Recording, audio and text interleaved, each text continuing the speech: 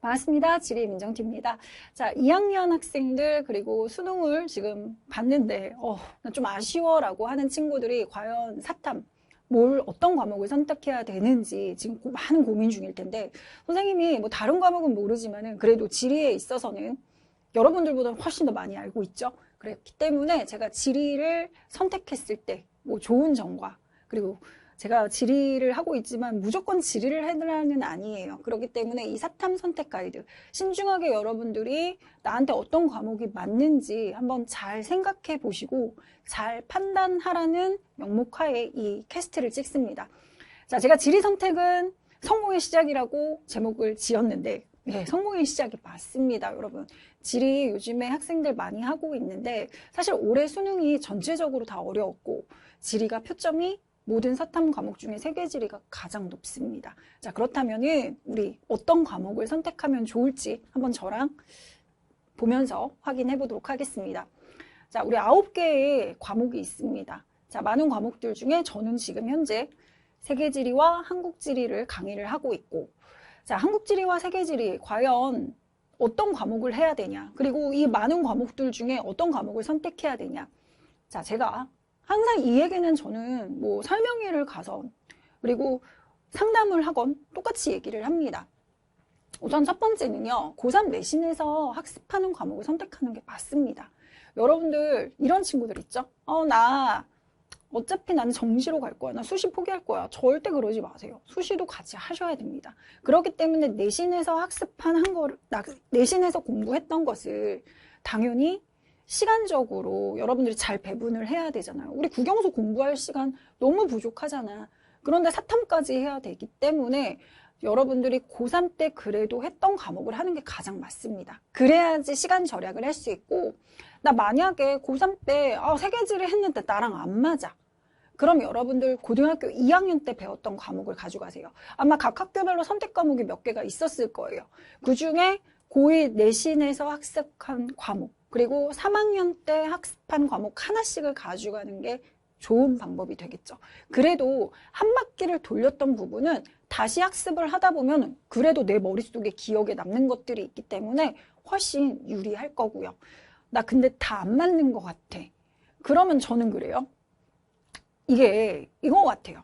지리랑 뭐 다른 과목하고는 좀 결이 많이 달라요. 예를 들면 사문생윤을 제일 많이 하잖아. 사문생윤과 지리는 좀 많이 달라요. 저는 그래요. 6월 평가원에서 다른 과목을 하다가 지리로 넘어왔어. 그러면은 너 근데 이걸 왜 하려고 하는데 물어봅니다. 다시 과목을 바꿨는데 왜 과목을 바꿨는데? 얘들아, 솔직히 말해서 내가 3등급이 나오고 4등급이 나왔는데 니네가 6월 때 뭘 판단을 할 건데? 난 그건 아니라고 봐. 사실 내가 한 과목을 겨울방학 때 정해서 꾸준히 갔다면 그 과목을 가야 되는 게 맞아. 자주자주 바꾸면 안 된다고.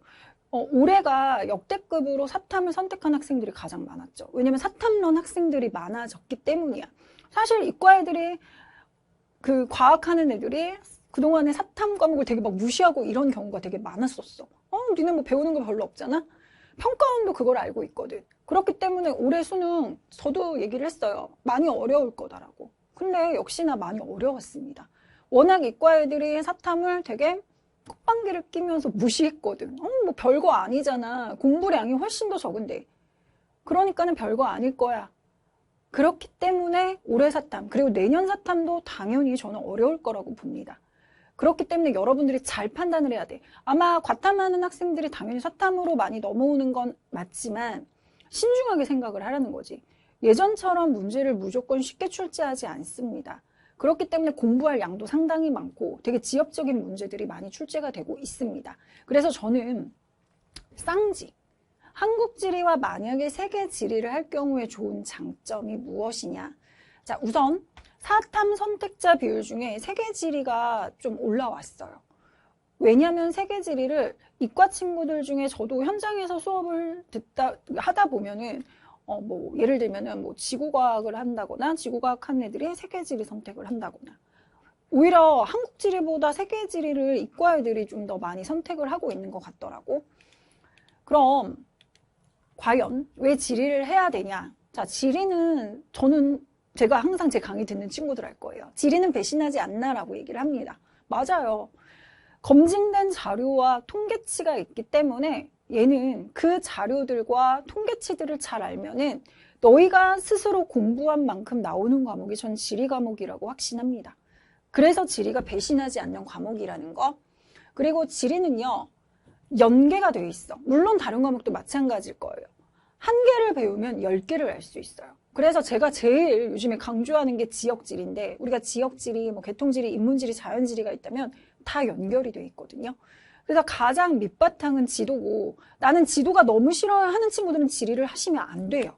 왜냐? 지도는 기본적으로 너희가 밑바탕으로 깔고 가야 되는 거고, 그리고 거기에 머릿속에 지도가 그려져야 하는 문제들이 출제가 됩니다. 뭐 올해 세계지리도 국경지역을 묻는 문제가 당연히 출제가 됐고, 이런 문제들은 내년에도 또 나올 거거든. 그래서 나는 지도가 싫다라고 하는 학생들한테 저는 하지 말라. 근데 난 지도 외우는 거는 너무 재밌고 좋아요. 그리고 뭐 당연히 그 나라에 대한 특징을 알아보는 거 너무 재밌어요. 그러면은 지리 잘 맞는 거고요. 자, 한지와 세지 조합의 장점은 중복 단원이 있다라는 거. 그 중복 단원이 대표적으로 지형 단원이에요. 예를 들면은 해안 지형, 최근에 특히 석호와 관련되는 거, 그리고 카르스트 지형과 화산 지형도 겹쳐지죠. 지형 단원들을 겹치고, 그리고 요즘에 지구 온난화와 관련되는 이 세계지리의 문제를 되게 한국지리 틱하게 출제를 하고 있거든. 근데 사실 세계지리에서 어떤 학생들은 지형 부분을 상당히 어려워해. 왜? 암기할 게 많다라고 생각을 하는 거지. 그런 부분들이 겹쳐져서 학습 시간을 절약할 수 있다라는 거. 그리고 지리는 너희 부모님 때도 배웠고 새롭게 탄생한 과목이 아닙니다. 예전부터 있었던 과목이기 때문에 전통적인 기출 문제들이 많기 때문에 사실 인문지리를 제외한 나머지의 자연지리, 뭐 예를 들면 지형이나 기후 파트는 예전의 문제와는 그렇게 크게 많이 달라진 것들이 없어요. 그래서 기출 자료가 풍부하다라는 거. 한국지리와 세계지리는 배우는 내용 간에 연계가 되기 때문에 보통 한국지리 하는 친구들이 세계지리를 할 때 세계지리 쉬워요 라고 하는 친구들이 사실은 많아요. 자, 올해 지리가 표준 점수가 상당히 높았습니다. 자, 한국지리 표점이 72, 세계지리 표점이 73. 다른 제가 과학의 원만 봤거든요. 뭐 물리원, 화학원, 다른 과목보다도 표점이 높았고, 그리고 사실 너희가 많이 어려워하는 게 경제를 상당히 많이 어려워하는데 경제보다도 표점이 높았어. 그만큼 지리를 문제를 난이도 있게 출제를 한 게 맞아요. 올해 수능 많이 어려웠거든요. 표준 점수가 괴물이었고 긍정적인 점수가 아마 내년에도 그럴 것 같아요. 자, 올해 세계지리가 표준 점수가 최고였습니다. 모든 사탐 과목 중에서. 자, 한국지리와 세계지리 그럼 무엇을 선택해야 될 것인가? 제가 무조건 뭐 하라는 건 아니에요. 한국지리의 장점하고 단점을 얘기하자면, 자, 우선 한국지리 같은 경우는 암기 범위가 사실은 명확합니다. 그 지리를 제가 좋아하는 것 중에 하나는 말장난을 하지 않아요. 지리는요. 옳고 그렇고 요 부분을 잘 찾아주면 되거든. 그리고 지도 활용 패턴이 좀 반복적이고 기출문제 공부가 매우 효과적일 거예요. 여러분들에게. 저도 기출문제는 꼭 3년치 이상은 풀어보라고 하고, 그리고 다른 뭐 세계지리 이런 부분과 연계성이 높게 나타나고 우리가 기본적으로 알고 있는 상식들, 그런 상식들도 사실은 출제가 되고 있고요. 하지만 단점. 여러분들 한국지리 이과하는 친구들이 뭐 별로 많지 않을 거야 라고 했다가 당황합니다. 왜? 제가 9월 평가원을 보고서는 바꾸는 친구를 봤거든. 그때는 솔직히 힘들어요. 아무리 너희가 머리가 좋고 공부를 잘한다고 하지만 미리 시작을 해야 돼요. 한국지리 같은 경우는 분량이 상당히 많아요. 적지 않은 암기량, 그리고 세밀하게 자료를 하나하나 분석하는 것들. 요즘에는 단순 암기가 아니라 사고하는 능력을 키우는 문제가 출제가 되고 있기 때문에 꽤 디테일한 문제 스타일이 출제가 되고 있습니다. 그래서 어떤 친구들이 이걸 제일 많이 물어봐. 선생님, 한국지리와 세계지리 중에 뭐가 더 양이 적어요? 양은 솔직히 세계지리가 좀 더 적어요. 한국지리는 좀 더 딥하다고 보시면 돼요. 그럼 세계지리의 좋은 장점은 방금 얘기했던 한국지리보다는 암기 부담이 비교적 적다라는 거. 그리고 자료 해석이 패턴화되어 있고 문제 난이도가 편차가 적은데, 근데 솔직히 말해서 올해 수능은 그렇지 않았습니다. 그냥 보편적인 문제들이 있었지만 거기서 꽤 난이도가 높았던 문제가 한 2문제 정도가 들어가 있었거든요.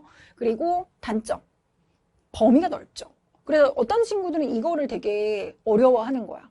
아, 그냥 우리나라만 알면은 되는데 세계니까는 전 세계 어디가 나올지 모르니까 너무 범위가 넓은 거 아니야? 그래서 이걸 지역별로 전 세계로 어떻게 다 해야 돼? 그런데 시험에 나오는 국가들 위주가 있거든요. 지역별 차이 이해가 필요하고 역시나 세계지리 요즘에 자료 해석 능력이라든지 그리고 아예 지도를 주지 않아요. 예전에는 지도를 주고 제가 그랬거든요. 얘들아, 세계지리는 무조건 시험지 안에 답이 있어. 지도를 무조건 찾아라고 했지만 지금은 그렇지 않습니다. 지도를 주지 않기 때문에 너희 머릿속에 지도가 그려져야 돼요.